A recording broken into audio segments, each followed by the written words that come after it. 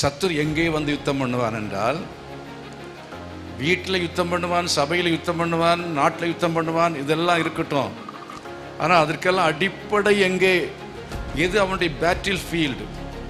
எங்கே அவன் தளம் அமைத்து அவன் வேலை செய்வான், யுத்தம் செய்வான் என்றால் மனிதனுடைய சிந்தை.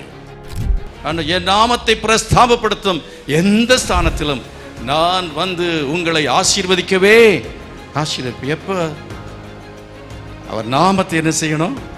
பிரஸ்தாபப்படுத்தும் பொழுது அங்கே என்ன செய்வாரா? அவர் வருவேன், இருக்கிறேன் என்று கர்த்தர் சொல்லுகிறார். நம்முடைய மனதிலே மாற்றம் என்ன செய்யணும்?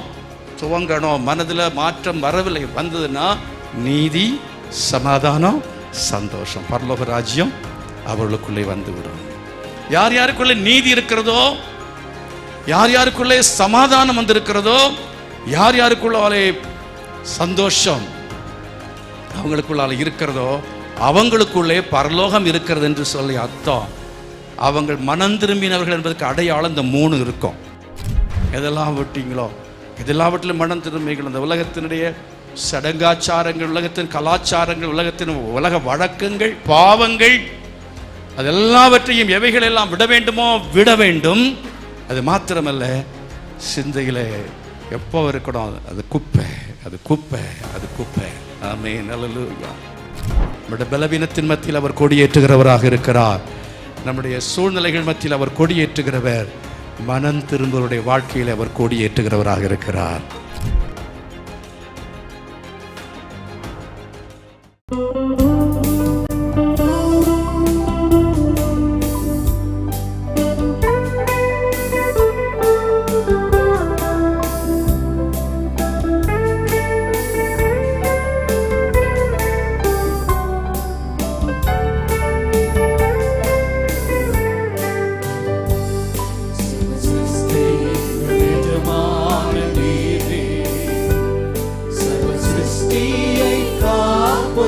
நீ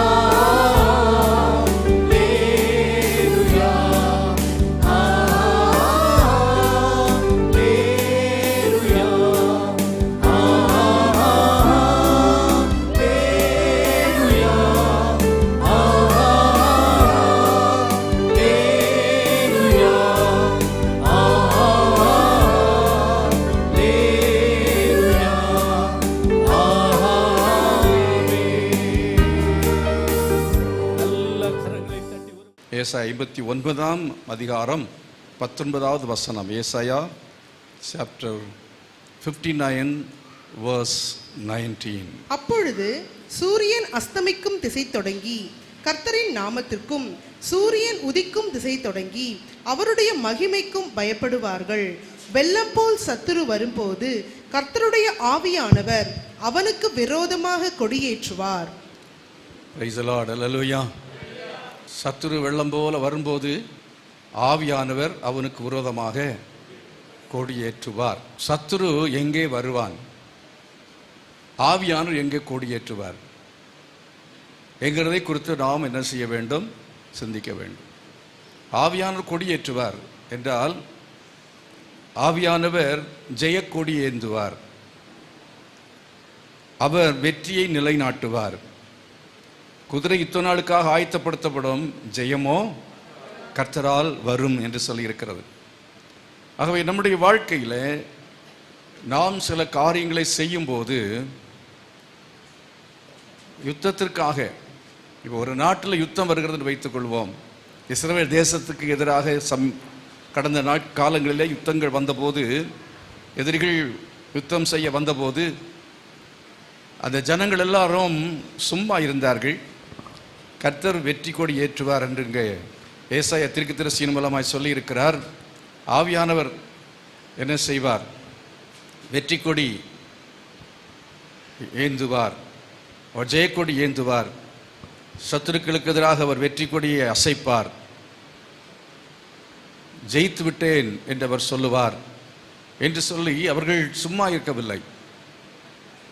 அவர்கள் யுத்தம் செய்தார்கள். அவர்கள் செய்ய வேண்டிய காரியங்கள் அவர்கள் செய்தார்கள்.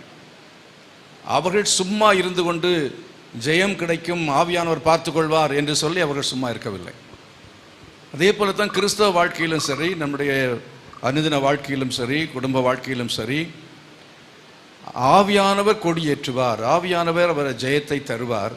ஆனால் நாம் செய்ய வேண்டிய காரியங்கள் உண்டு. அவைகளை நாம் செய்ய வேண்டியது அவசியமாக இருக்கிறது.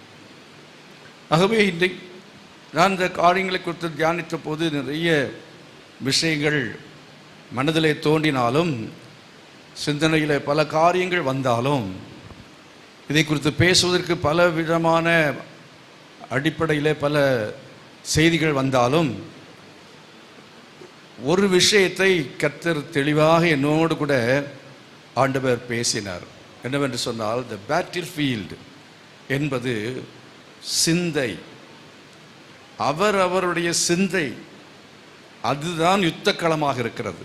சத்துரு எங்கே வந்து யுத்தம் பண்ணுவான் என்றால், வீட்டில் யுத்தம் பண்ணுவான், சபையில் யுத்தம் பண்ணுவான், நாட்டில் யுத்தம் பண்ணுவான், இதெல்லாம் இருக்கட்டும். ஆனால் அதற்கெல்லாம் அடிப்படை எங்கே? எது அவனுடைய பேட்டில் ஃபீல்டு? எங்கே அவன் தளம் அமைத்து அவன் வேலை செய்வான், யுத்தம் செய்வான் என்றால் மனிதனுடைய சிந்தை.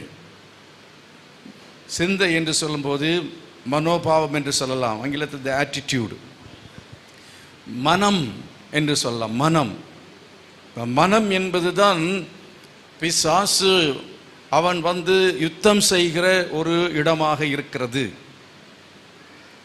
உங்கள் சரீரத்தில் வியாதி வருகிறது என்று வைத்துக் கொள்ளுங்கள். உடனே சொல்வீங்க, பிசாசுனால ஒரு போராட்டம், பிசாசனுக்கு வியாதியை போட்டிருக்கிறான் என்று சொல்லுவீர்கள்.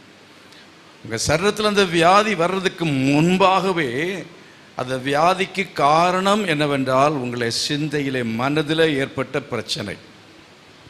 மனதில் ஏற்பட்ட பிரச்சனை தான் வியாதியாக கடைசியாய் மாறுகிறது. எப்படி? கவலை படும்போது கவலையினாலே என்ன வருகிறது? வியாதி வருகிறது. கவலை ஒரு மிக முக்கியமான காரணம்.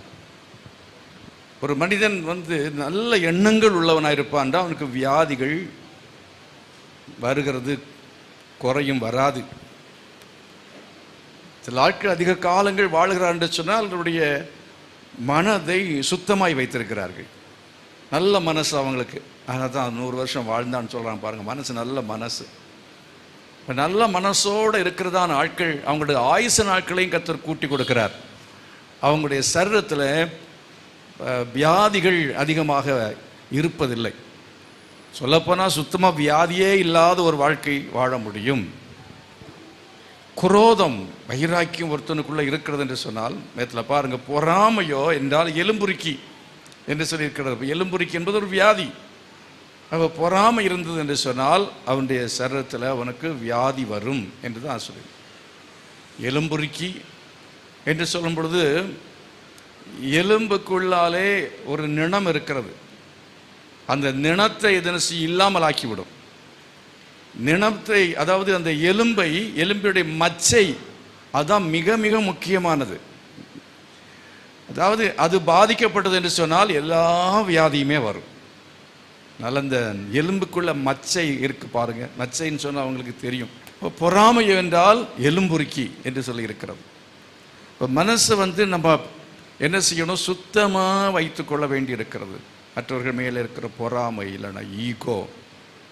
சில ஆட்கள் பார்த்தீங்கன்னா ப்ரெஷர் இறங்கவே இறங்காது. டாக்டர் சொல்லுவார், உனக்கு என்னென்ன மருந்து கொடுத்து விட்டேன், உங்களுக்கு எவ்வளோ ஹை டோசேஜாக பிபிக்கான மாத்திரை கொடுத்தாச்சுது, ஆனாலும் உங்களுக்கு பிபி குறையவில்லை, இனி நாங்கள் ஒன்றும் செய்ய முடியாது, உங்கள் கையில் தான் இருக்கிறது என்று சொல்லுவார்கள். இந்த மைண்டுக்கு ரெஸ்ட் இல்லைன்னா என்ன, உடம்புக்கும் வியாதிகள் வரும். ஏன் சர்ச்சுக்கு நீங்கள் வர்றீங்க? சிலர் நீங்கள் ஒரு வாரம் 2 வாரம் வராமல் இருந்தாலும் அதுக்கு பிறகு சிலர் வந்துடுறீங்க. சர்ச்சுக்கு வர காரணம் என்ன? சபைக்கு ஒரு முறை வந்து விட்டவர்கள் தொடர்ந்து சபைக்கு வருவதற்கான காரணம், சர்ச் சபையிலே ஆராதனைக்கு ஆராதனைக்குன்னா முதல்ல வந்துடணும், அந்த வர்ஷிப் டைமில் வரணும். நான் சொல்லப்போனால் அந்த வர்ஷிப் ரொம்ப ரொம்ப முக்கியமானது. இப்போல்லாம் அந்த வர்ஷிப்பு அது ஒரு என்டர்டெயின்மெண்ட்டாக கூட போயிட்டுருக்கு. தேவனுடைய பிரசன்னத்தை உணரக்கூடிய அளவில் ஆராதனைகள், பாட்டுகள் இருக்கணும். தேவனை துதிக்கணும், தேவனை மகிமைப்படுத்தணும். தேவ சமூகத்தில் கர்த்தர் என்ன செய்யணும்? துதிக்கணும், அவர் மகிமைப்படுத்தணும், ஜெபிக்கணும். தொழுகை அப்படின்னு சொன்னால் என்ன? தொழுகை அப்படின்ற கர்த்தரை தொழுது கொள்ள ஆரம்பித்தார்கள். முதல்ல ஆதியாகமத்திலே சொல்லி இருக்கிறது. எங்கே? 4ஆம் அதிகாரம் கடைசி வசனம் நினைக்கிறேன். அப்பொழுது கர்த்தரை தொழுது கொள்ள ஆரம்பித்தார்கள், மனுஷர் கர்த்தரை தொழுது கொள்ள ஆரம்பித்தார்கள் என்று சொல்லப்பட்டிருக்கோம். அப்போ தொழுகை அப்படிங்கிறது வேதத்தில் சொல்லப்பட்டிருக்கிறது. ரோமர்லையும் கர்த்தரை தொழுது கொள்ளுகிறவனோ ரட்சிக்கப்படுவான் என்று சொல்லி இருக்கிறது. அந்த உண்மையான தொழுகை, கர்த்தரை தொழுது கொள்கிறவர்கள் ஆவியோடும் உண்மையோடு என்ன செய்ய வேண்டும்? தொழுது கொள்ள வேண்டும் என்று சொல்ல. தொழுகை என்பதற்கு சில முறைமைகள் இருக்கிறது. எப்படி தொழுகை செய்ய வேண்டும் என்று வேத புத்தகம் நமக்கு சொல்லுகிறது. அதுதான் உண்மையான தொழுகை. தொழுகை என்பது நம்முடைய சரீரம் தொடர்புள்ளது. தொழுகை என்று சொல்லும்போது நம்முடைய சரீரம் என்ன செய்யணும்? கர்த்தரை தொழுது கொள்ள வேண்டும். தாவீது சொல்கிறேன் பாருங்க, கர்த்தரை நான் பணிந்து கொள்கிறேன். பணிந்து கொள்ளுதல் என்கிற வார்த்தை இருக்கிறது. அப்போ அதுதான் அதாவது தொழுகை. ஆகவே நம்முடைய சரீரம் சம்பந்தப்பட்டது. கைகளை உயர்த்தி என்ன செய்யணும்? ஜெபிக்க வேண்டும் என்று சொல்லியிருக்கிறது. புருஷர்கள் தங்கள் பரிசுத்தமான கரங்களை உயர்த்தி ஜெபிக்க வேண்டும். ஒருவேளை கரங்களை உயர்த்துதல் அதில் அதாவது ஆராதனையில் ஒரு பங்காக இருக்கிறது. முழங்கால் படி போடுதல் என்பது மிக முக்கியமானது. அதை நாம் கிறிஸ்தவர்கள் இப்பொழுது என்ன செஞ்சிட்டோம்? அதெல்லாத்தையும் நம்ம டிக்ஷனரியிலேருந்து எடுத்துட்டோம். அது இப்போ நமக்கு இல்லவே இல்லை. அட்லீஸ்ட் நம்முடைய சரீரம் என்ன செய்யுதுன்னா, கைகளை உயர்த்தி, கைகளை கூப்பியோ, கண்களை ஏறெடுத்தோ, அந்த மாதிரி நம்ம ஏதாவது செய்கிறோமா அப்படிங்கிறத நம்ம பார்க்கணும். நம்முடைய மனம் என்ன செய்ய வேண்டும் என்றால் கர்த்தரை தேடணும். சரீரம், அதாவது மனம் எப்படி செயல்படுகிறதோ அதை சரீரம் என்ன செய்யணும்? வெளிப்படுத்தும். மனம் எப்படி செயல்படும் அதை சரீரம் என்ன செய்யும்? வெளிப்படுத்தும். உங்களோட மனசில் ஒரு கோபம் உங்கள் முகத்தில் அது வெளிப்படும். உங்களுடைய மனதில் ஒரு கவலை முகத்தில் அது என்ன செய்யும்? வெளிப்படும். அதே போலத்தான் நம்முடைய ஆராதனையிலையும் நம்முடைய மனம் அது எப்படி தேவனோடு கூட தொடர்பு அடைந்திருக்கிறதோ அதை பொறுத்து உங்களுடைய கைகள் அசைவு, கைகளை தட்டுகிறது. கைகளை தட்டுங்கன்னு சொன்னோன்னா தட்டுறோம். ஆகவே அந்த விதமாய் தேவனை துதிக்கிறதான துதி நம்முடைய வாயிலிருந்து என்ன செய்யணும்? வர வேண்டியது அவசியமாக இருக்கிறது. அப்படி கர்த்தரை நல்லா ஆண்டவரை துதிக்கணும், ஸ்தோத்திரம் பண்ணணும், அந்த சத்தம் நமக்கு எழும்பணும். அப்படி நம்ம ஆண்டவரை துதிக்கும் பொழுது, மகிமைப்படுத்தும் பொழுது, நம்முடைய பாடல்களும் துதியின் பாட்டுகளாக இருக்கும். நம்முடைய பாட்டுகள் துதியின் பாட்டுகளாக இருக்கும். பாட்டுக்கள் தேவனை துதிப்பதற்காக. ஆமென், அல்லேலூயா. தேவனை துதிப்பதற்காக இதை உணரணும். கரங்களை வைத்து நம்ம ஜெபம், ஆண்டவரே இந்த காரியத்தில் ஒரு மாற்றம் வரணும், எல்லா இடத்துலையும் வரணும் ஆண்டவரே. இந்த துதி தொழுகை துதியோடு இருக்கும்படி கிருபை செய்யுங்க, உதவி செய்யுங்கப்பா. ஒரு எழுப்புதல் வரட்டும், ஒரு எழுப்புதல் வரட்டும். என் நாமத்தை பிரஸ்தாபப்படுத்தும் எந்த ஸ்தானத்திலும் நான் வந்து உங்களை ஆசீர்வதிக்கவே ஆசீர்வதிப்பேன். எப்போ? அவர் நாமத்தை என்ன செய்யணும்? பிரஸ்தாபப்படுத்தும் பொழுது அங்கே என்ன செய்வாரா? அவர் வருவேன், இருக்கிறேன் என்று கர்த்தர் சொல்லுகிறார். உண்மையான தொழுகை இருக்கிற இடத்திலே சபை என்ன செய்யும்? வளரும். விசுவாசிக்கிறீங்களா? அதுக்கு யாரோ ஒருத்தர் வந்து ஆராதனை நடத்தணும், பாட்டு பாடணும், இசை வேணும்னு அவசியம் கிடையாது. நான் கொரியாவில் பெரிய சபை இருக்கிறது, உலகத்திலே பெரிய சபை, கேள்விப்பட்டு பல முறை நான் சொல்லியிருக்கிறேன்.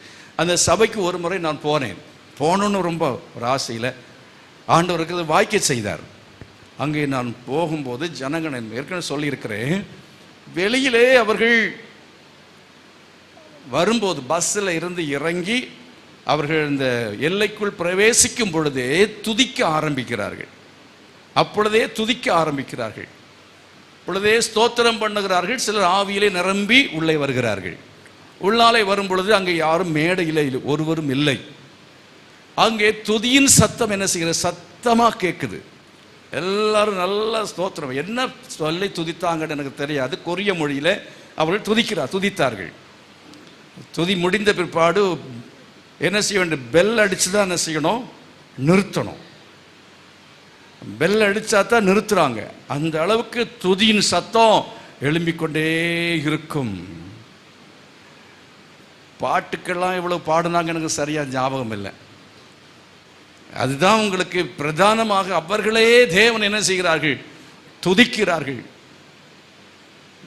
அருமையாளர்கள், அவ்விதமான ஒரு அனுபவம் அங்கே இருக்கிறதுனாலையும் ஜனங்கள் லட்சக்கணக்கிலே ரட்சிக்கப்பட்ட சபையில் சேர்க்கப்பட்டார்கள். 10 லட்சம் மக்கள் அந்த சபையில் அவர்கள் வருவதற்கு காரணம் என்ன? அங்கே இந்த செல் சிஸ்டம் அப்படின்னு இருந்தாலும் அதை விட மிக மிக முக்கியமான காரணத்தை சொல்ல வேண்டும் என்று சொன்னால், கர்த்தருடைய நாமம் உயர்த்தப்படுகிறது. தேவனை துதிக்கிற துதி அங்கே என்ன செய்கிறது? உண்டாகிறது. கரங்களா சேர்த்து கர்த்தரை மகிமைப்படுத்துவோமா? அல்லேலூயா. அதுபோல் அந்த விதமான ஒரு அனுபவம் நம்முடைய சபையிலே மறுபடியும் வரணும். கர்த்தரை மகிமைப்படுத்துவோம். ஜனங்கள் துதிக்கணும். நம்ம ஜெபம் பண்ணி கேட்காதது ஒன்றுமே இல்லை. கர்த்தர் கேட்பாரா? கேட்க மாட்டாராம்? நிச்சயமாக அது கேட்கப்படும் என்பதில் சந்தேகமே இல்லை. அருமையார்களே, மனசு தான் எல்லாத்துக்கும் காரணம்னு சொன்னேன். இப்போ எங்கள் சபையில் வர்ற சமயத்தில் அவன் நல்லா துதிக்கும் பொழுது, தேவ பிரசன்னம் இறங்கும் பொழுது என்ன செய்வார்னா, ஆண்டவர் என்ன செய்வார்னா பேசுவார். ஆண்டவர் பேசுவார். தேவ பிரசன்னம் இறங்குற இடத்துல என்ன நடக்கும்? நீங்கள் தேவனை துதிக்கும் பொழுது அடுத்தது கர்த்தர் உங்களோடு கூட இடைபடுவார், பேசுவார். அப்படி கர்த்தர் பேசும் பொழுது தீர்க்க தரிசனமாக பேசுவார். தீர்க்க தரிசனமான வார்த்தைகள் வரும். எப்போ? ஆராதனை நேரத்தில் தீர்க்க தரிசனமான வார்த்தைகள். ஆராதனை நேரத்தில் ஆராதனை சொல்லும் வந்து பாட்டுகள் பாடி இடையில வந்து கொஞ்சம் நேரம் இருக்கு பாருங்க, ஒரு பாட்டுக்கு அடுத்த பாட்டுக்கு இடையில, அந்த நேரத்தில் வந்து தீர்க்க தரிசனமான வார்த்தைகள், உண்மையான தீர்க்க தரிசனம், நாட் என்கரேஜிங் வேர்ட்ஸ், அதல்ல, உற்சாகப்படுத்தும் வார்த்தைகள் அல்ல, தீர்க்க தரிசனமான வார்த்தைகளை கர்த்தர் கொடுத்து எல்லாரோடையும் பேசுவார். எல்லாரோடையும் பேசுவார். அப்போ விசுவாசம் வந்துடும், கவலையெல்லாம் போயிடும். கவலையெல்லாம் போய் மக்கள் என்ன செய்கிறாங்கன்னா மைண்டு ரொம்ப ஃப்ரீ ஆகிடுறாங்க. இப்போ அடுத்தது செய்ய வேண்டியது என்ன அப்படின்னு கேட்டால், அடுத்தது பிரசங்கம். அடுத்தது உண்மையான பிரசங்கம். பிரசங்கம் என்று சொன்னால் என்ன? வசனத்தை போதித்தல், teaching the word of God. தேவனுடைய வார்த்தையை போதிக்கிற போதனை நடக்கணும். சொற்பொழிவு இருக்கக்கூடாது. சொற்பொழிவு அல்ல. சொற்பொழிவு மனதை மயக்கும். சொற்பொழிவை கேட்கும் பொழுது அழகாக இருக்கிறது என்று நம்ம நினைத்து கொண்டு அது ஒரு திருப்தி அடைந்து போகலாமே தவிர, இன்னைக்கு நிறைய பேர் நல்ல சொற்பொழிவாற்றுகிறவர்கள் உலகத்தில் இருக்கிறார்கள். அந்த சொற்பொழிவு என்ன பலன் கொடுக்கும் என்றால், உலகத்தில் பலரை சிலரை நல்லவர்களாய் மாற்றும். உங்களையும் கொஞ்சம் உங்களுக்கு நல்லவர்களாய் மாற்ற உதவி செய்யும். ஆனால் நல்லவர்களாய் மாற்றுவது அல்ல, ஆராதனையில் வந்து நீங்கள் நல்லவர்களாய் மாறுவது என்பது அல்ல, உங்களை பரிசுத்தவான்களாய் மாற்றுவதற்காக தான் கர்த்தர் சபையில் கொண்டு வந்திருக்கிறார். கரங்களை வைத்து கர்த்தரை மகிமைப்படுத்துவோம். நல்லவனுக்கும் பரிசுத்தவானுக்கும் என்னையா வித்தியாசம்னு கேட்குறீங்களா? 100க்கு அதிபதி ஒருவர் வந்தார். அவர் சாயங்காலத்தில் என்ன செய்தார்? இயேசுவிடத்தில் வந்து சொன்னார், நல்ல போதகரே சொன்னாரா? நல்லவர், நல்ல போதகர் என்ன சொன்னீ? என்ன நல்லவென்று சொல்வானேன்? யோவான் சுவிசேஷம் 3ஆம் அதிகாரத்தில் சொல்லப்பட்டிருக்கிறது. தேவன் ஒருவர் தவிர நல்லவன் ஒருவனும் இல்லையே என்று சொல்லி பதில் சொல்லிட்டு விட்டார். சொல்லிட்டு சொன்னார், மறுபடியும் நீ பிறவாவிட்டால் தேவனுடைய ராஜ்யத்தில் என்ன செய்ய மாட்டாய்? பிரவேசிக்க மாட்டாய். குட், அதாவது நல்லவர்களாக இருப்பது, நல்லவர்கள் எல்லாரும் பரலோகத்துக்கு போக முடியும் என்கிற ஒரு கான்செப்ட் இருந்தது. அப்போ மறுபடியும் பிறக்கிறது என்கிற அனுபவம் இல்லாமல் நல்லவர்களாய் வாழ முயற்சி செய்கிற ஒரு கூட்டம் இருக்கிறது. சபையிலையும் உங்களை நல்லவர்களாய் மாற்றுவதற்கான சொற்பொழிவு அல்ல, உங்களையும் என்னையும் பரிசுத்தவானாய் மாற்றுவதற்காகத்தான் கர்த்தர் சபையை வைத்திருக்கிறார். சபை உங்களை நல்லவர்களாய் மாற்றுகிற ஒரு இடம் அல்ல, உங்களை பரிசுத்தவான்களாக மாற்றணும். இயேசுவிடத்தில் ஒரு வாலிபன் வந்து சொன்னான், நல்ல போதகரே, நித்திய ஜீவனை சுதந்திரித்துக் கொள்ள அங்கேயும் நல்ல போதகரே தான் சொன்னான். நல்லவர், இயேசு நல்லவர் அப்படிங்கிறது நல்லதுதான், நல்லவர் தான் அவர். ஆனால் அவர் நல்லவர் என்கிறவர் அதை தாண்டி என்ன செய்யணும்னு சொன்ன அவர் அறிந்து கொள்ள வேண்டும். அவர் நல்லவர் என்கிறது மாத்திரமல்ல, அவர் வல்லவர், அவர் மீட்பர், அவர் இரட்சகர், அவர் நம்மை பரிசுத்தமாக்குகிறவர், அவர் பரிசுத்தமான தெய்வம். கரங்களை வைத்து கர்த்தரை மகிமைப்படுத்துமா. இயேசு அவர் நல்ல ஒரு மனுஷன் அல்ல, அவர் நல்ல ஒரு மகான் அல்ல, இயேசு பரிசுத்தமான தெய்வம். விசுவாசிக்கிற மக்கள் கரங்களை சேர்த்து கர்த்தரை மகிமைப்படுத்துங்கள். அல்லேலூயா. அவர் பரிசுத்தமான தெய்வம். ஆகவே பரிசுத்தமான தெய்வம் என்று உணர்ந்து அவரிடத்தில் வரும் பொழுது நாம் என்ன செய்ய வேண்டும் என்றால், நம்மை அவர் பரிசுத்தராக இருக்கிறது போல நம்மையும் பரிசுத்தராக்க வேண்டும். அல்லேலூயா. நான் பரிசுத்தராக இருக்கிறது போல நீங்களும் என்ன செய்யுங்கள்? பரிசுத்தராக இருங்கள் என்று இயேசு சொன்னார், தேவன் சொன்னார். பழைய ஏற்பாட்டில் லேவியராகமத்தில் படிக்கிறோம். ஆகவே அவர் பரிசுத்தராக இருக்கிறது போல நாம் பரிசுத்தராக இருக்க வேண்டும். பரிசுத்தம் இல்லாமல் ஒருவனும் தேவனை என்ன செய்ய முடியாது? தரிசிக்க முடியாது, தரிசிப்பதில்லை என்று சொல்லி இருக்கிறது. ஆகவே பரிசுத்தம் அடைய வேண்டும். நல்ல கவனிங்க, 2 காரணத்துக்காக சபைக்கு வர, 2 இல்லை 3 காரணம் வச்சுங்க. 1 என்னென்னா ஒரு நிம்மதி, 2 என்னென்னா ஆசீர்வாதம், 3 என்னென்னா நம்ம கொஞ்சம் நல்லவங்களாக மாறலாம். இந்த 3 இது அல்ல, இதை தாண்டி ஆண்டவர் சபையை வச்சிருக்கிறதுக்கு ஒரு நோக்கம் இருக்கு. நம்மை பரிசுத்தத்தில் பூரணராக்கும்படியாய் கர்த்தர் சபையை வைத்திருக்கிறார். ஆமென். பூரணராகும்படி கடந்து போவோமாக என்று சொல்லி இருக்கிறது. நல்லா நம்ம புரிந்து கொள்ளணும். எதற்காக சபை, எதற்காக சபைக்கு வர்றோம்? நம்ம சபையில ஒரு அங்கமாய் இருப்பதற்கு காரணம் என்ன? ஏன் இந்த சபையில் ஆராதனைக்கு வருகிறோம்? வர வேண்டும். சபையில் என்ன நடக்கணும்? அருமையானவர்களே, அந்த விதமாக ஒரு மாற்றம் மனிதனுக்குள்ளாலே எங்கே ஆரம்பிக்கிறதுன்னு சொன்னால் மனசில் தான் ஆரம்பிக்கணும். It starts from his mind. அப்படி மனதில் தான் என்ன செய்ய மாற்றம் உண்டு. ஆனால் தான் இயேசு என்ன சொன்னார்? மனம் திரும்புங்கள், பரலோக ராஜ்யம் சமீபித்திருக்கிறது என்று சொன்னார். மனம் திரும்புங்கள், பரலோக ராஜ்யம் சமீபித்திருக்கிறது என்று சொல்லும்போது அர்த்தம் என்ன?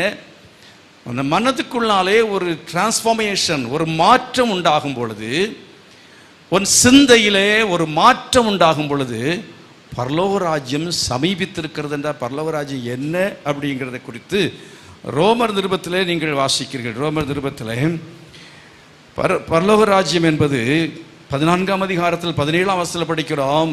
தேவனுடைய ராஜ்யம் புசிப்பும் குடிப்பும் அல்ல, அது நீதியும் சமாதானமும் பரிசுத்த ஆவியினால் உண்டாகும் சந்தோஷமாய் இருக்கிறது என்று சொல்லி இருக்கிறோம். நீதியும் சமாதானமும் பரிசுத்த ஆவியில் உண்டாகிற சந்தோஷம், இந்த மூணும் சேர்ந்ததுதான் பரலோகம். அது மூணும் உங்களுக்கு சமீபித்திருக்கிறது. மனம் திரும்பும் பொழுதே, when you start repenting, நீ மனம் திரும்ப துவங்கும் பொழுதே உனக்குள்ளே ஒரு மனம் திரும்புதல். மனம் திரும்பாமல் இங்கே வந்து நீங்க என்னதான் பாடினாலும், என்னதான் கையை உயர்த்தி அசைச்சாலும், இங்கே சர்ச்சுக்கு நான் வந்துட்டு போகிறேன், சபைக்கு நான் வந்து போகிறேன், எத்தனை வருஷம் வந்தாலும் உங்க வாழ்க்கையிலே பரலோகம் சமீபமாகாது. நீதியும் சமாதானமும் பரிசுத்த ஆவியினால் உண்டாகிற சந்தோஷம், இந்த மூணும் தான் சபையில கற்றுக் கொடுக்கிறார். ஆமென். இந்த மூன்றையும் இயேசு கொடுக்கிறார். ஆமென். யாருக்கு கொடுக்கிறார்? மனம் திரும்புகிறவர்களுக்கு கொடுக்கிறார். மன மாற்றம், not conversion from one religion to another religion. ஒரு மதத்திலிருந்து இன்னொரு மதத்துக்கு மாறுதல் அல்ல. உங்கள் பெயரை கொள்வதல்ல. நீங்கள் ஞானஸ்நானம் எடுத்து ஏதோ ஒரு மதம் மாற்றத்துக்கென்று அடையாளமாய் அதை செய்வதல்ல. இந்த விதமாக பெயரை மாற்றிக்கொள்வதோ, ஏதோ மதம் மாற்றத்துக்காக ஞானஸ்நானம் என்கிற ஒரு சடங்கை செய்து கொள்வதோ அல்ல. மனதில் மாற்றம் வரணும். மனதில் ஒரு மாற்றம் வரணும். அந்த மன மாற்றம் அப்படிங்கிறது என்ன பாருங்க. பிலிப்பியர் நிருபத்தில் நீங்கள் வாசிக்கும் பொழுது, பிலிப்பியர் நிருபத்தில் அப்போஸ்தலனாகிய பவுல் சொல்லுகிறத நீங்க கவனிங்க. 4ஆம் அதிகாரம் 8ஆம் வசனம் படிங்க. கடைசியாக சகோதரரேன்னு சொல்லி அங்கே சொல்லுகிறதை நாம் பார்க்கிறோம். என்ன பார்க்கிறோம்? உண்மை உள்ளவைகள் எவைகளோ, ஒழுக்கம் உள்ளவைகள் எவைகளோ, நீதி உள்ளவைகள் எவைகளோ, கற்புள்ளவைகள் எவைகளோ, அன்பு உள்ளவைகள் எவைகளோ, நற்கீர்த்தி உள்ளவைகள் எவைகளோ, புண்ணியம் எதுவோ, புகழ் எதுவோ, அவைகளையே சிந்தித்துக் கொண்டிருங்கள். What you are thinking all the time. எதை நீ எப்போது ஒன்று சிந்தனையில் என்ன ஓடிக்கிட்டு இருக்கு, அதை குறித்து இங்கே இந்த வசனத்தில் பார்க்கிறோம். மனமாற்றம் அடைந்த பிற்பாடு என்னென்ன நிகழ வேண்டும் என்ற சிந்தையிலே இருக்க வேண்டிய மாற்றங்களை குறித்து வேதம் சொல்கிறது. அந்த மாற்றத்தில் ஒன்றை நாம் இங்கே பார்க்கிறோம். 3ஆம் அதிகாரத்தில் நீங்கள் வாசிக்கும் பொழுது 3ஆம் அதிகாரத்தில் 8ஆம் வசனத்தை 7-8 நம்ம என்ன வாசிக்கிறோம்? ஆகிலும் எனக்கு லாபமாயிருந்தவைகள் எவைகளோ அவைகளை கிறிஸ்துவுக்காக நஷ்டமென்று எண்ணினேன். லிசன், கிறிஸ்துவுக்காக நஷ்டமென்று எண்ணினேன்.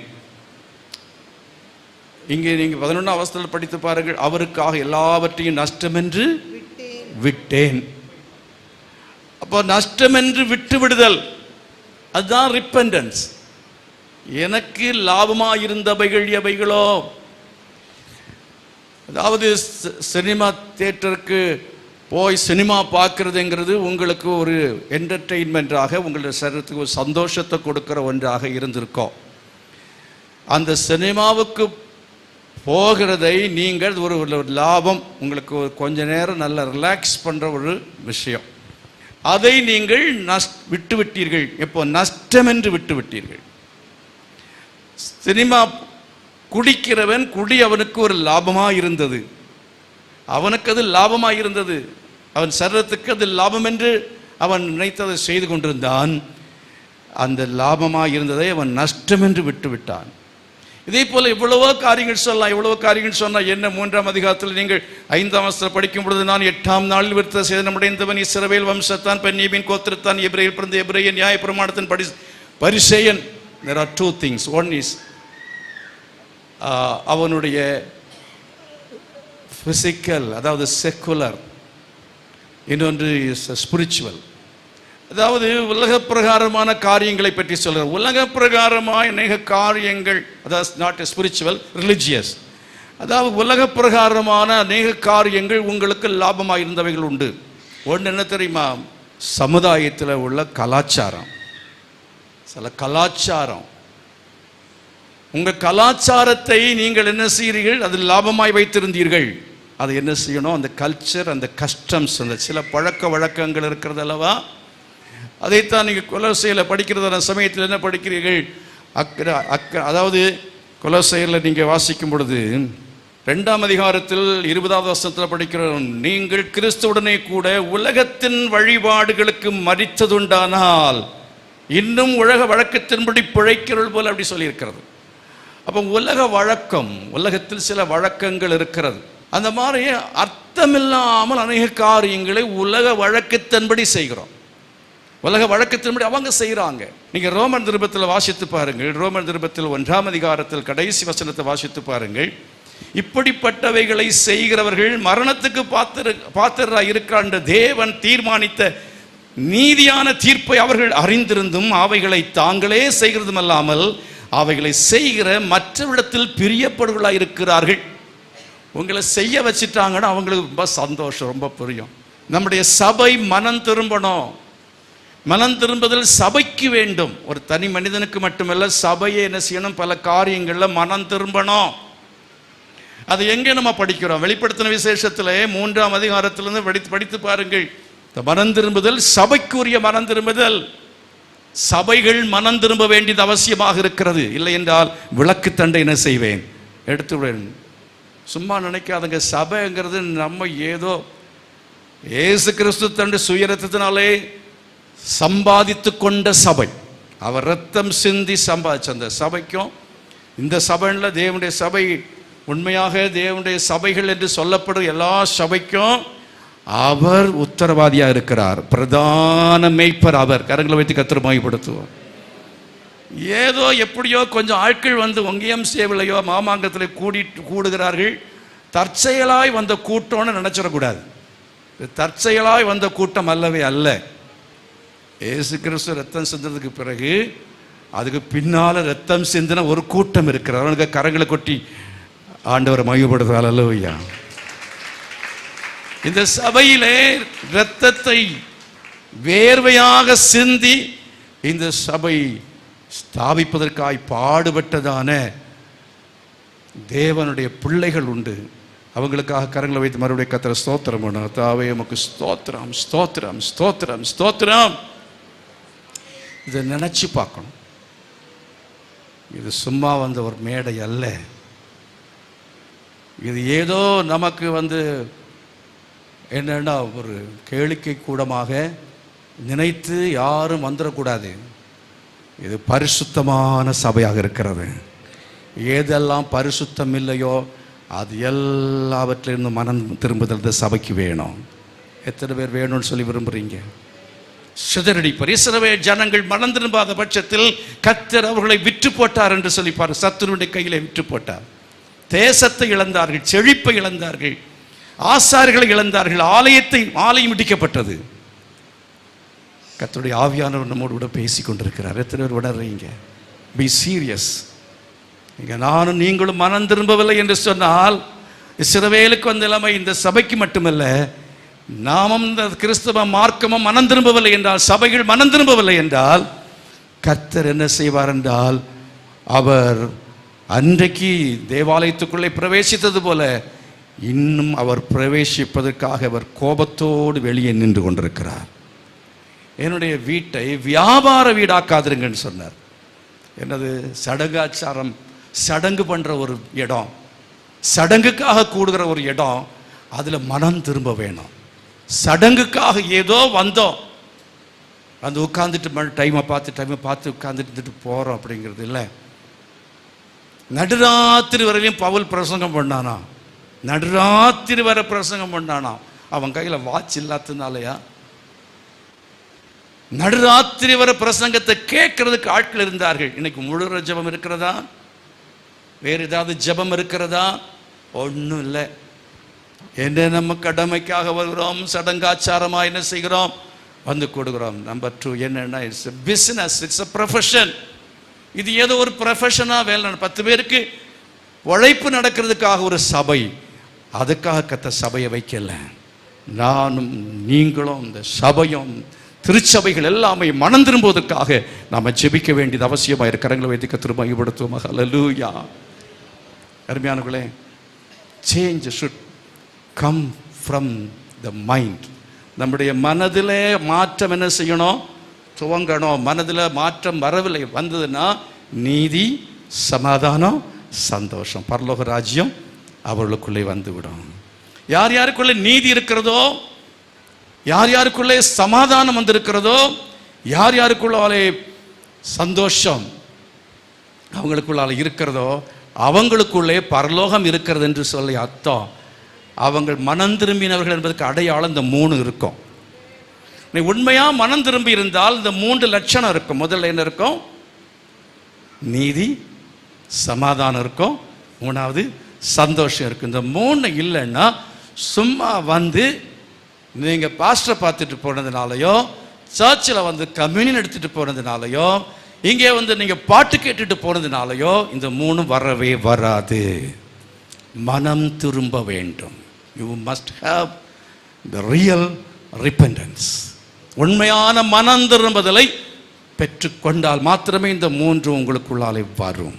பிலிப்பியர் நிருபத்தில் நீங்கள் படியுங்கள். மனம் திரும்புதல் என்பதை பற்றி சொன்னேன். விட்டவன் அதான் மனம் திரும்புதல். அங்கே மன சிந்தையிலே துவக்கம் என்ன? மனம் திரும்புதல், விடுதல். அது மாத்திரமல்ல, நஷ்டம் என்று விட்டேன், அப்புறம் குப்பையுமாக எண்ணுகிறேன். அதான் அடுத்தது. சிந்தையிலே நமக்கு வர வேண்டியதான மாற்றம்.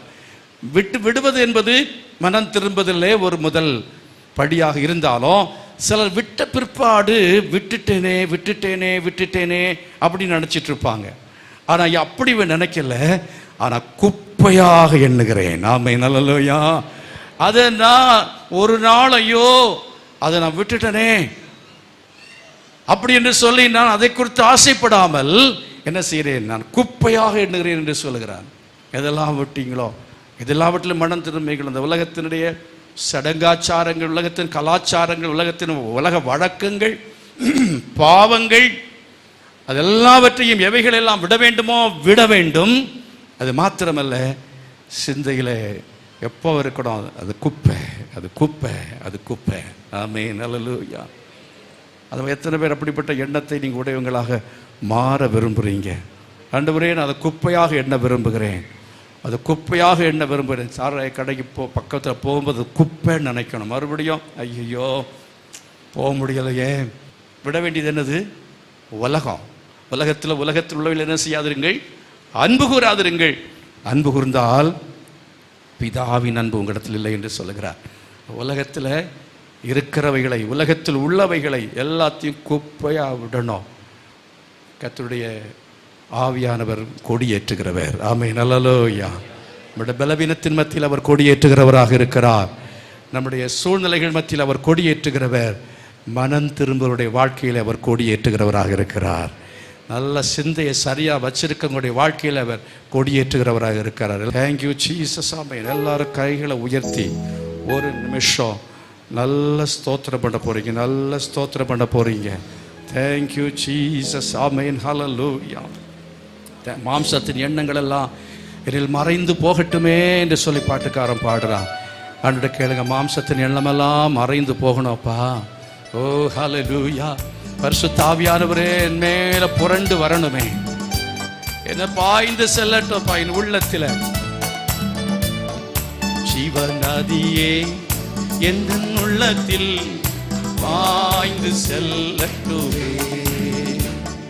ஜீவநதியே என் உள்ளத்தில் பாய்ந்து செல்லட்டுமே. மாம்சத்தின் எண்ணங்கள் எல்லாம் என்னில் மறைந்து போகட்டுமே. மாம்சத்தின் எண்ணங்கள் எல்லாம் என்னில் மறைந்து போகட்டுமே.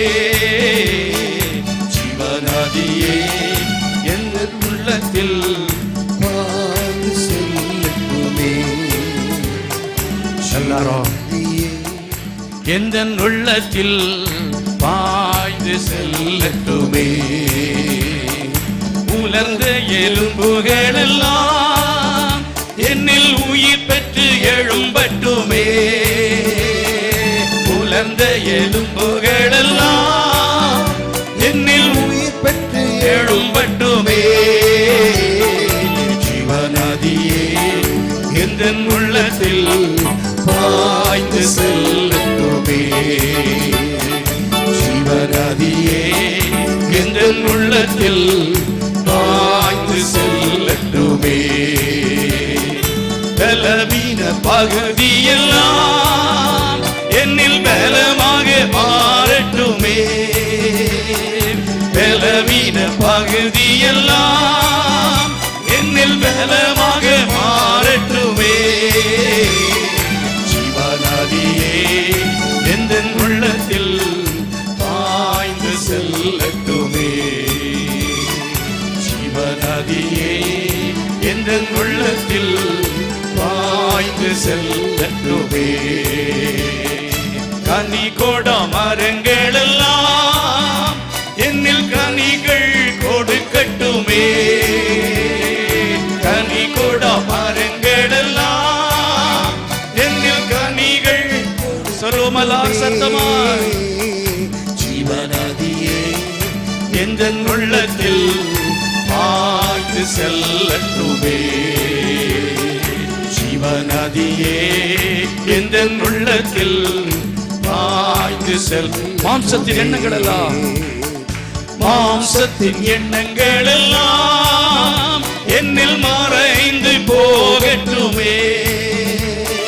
மாம்சத்தின் எண்ணங்கள் எல்லாம் என்னில் மறைந்து போகட்டுமே.